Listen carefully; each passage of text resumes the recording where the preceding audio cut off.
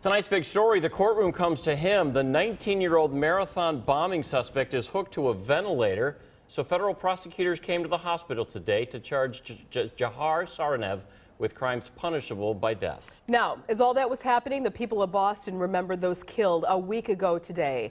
Fox's Adam Housley has the latest on the investigation and the special remembrance.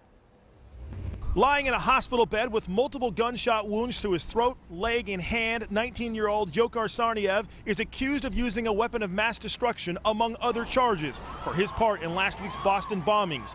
Attorney General Eric Holder releasing a statement on the charges, saying in part, quote, "Although our investigation is ongoing, today's charges bring a successful end to a tragic week for the city of Boston and for our country."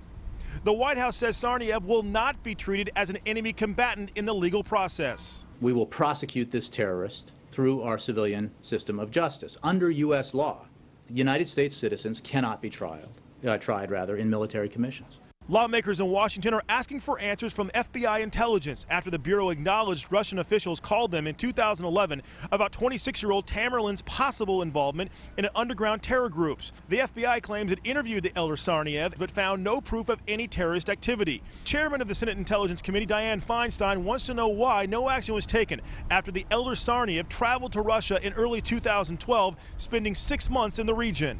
When he came back to this country, why didn't it ring a bell with the FBI intelligence unit that he should be checked out and vetted again? There was also silence across the state of Massachusetts and much of the country at 2:50 p.m. this afternoon. The quiet memorial at the exact time the first of 2 bombs exploded last Monday.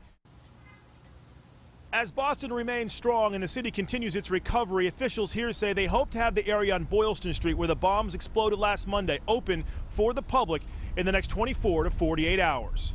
In Boston, Massachusetts, Adam Housley, Fox News. And stick with Fox 6 for all the developments from Boston. You'll find all the details on our website, fox6now.com.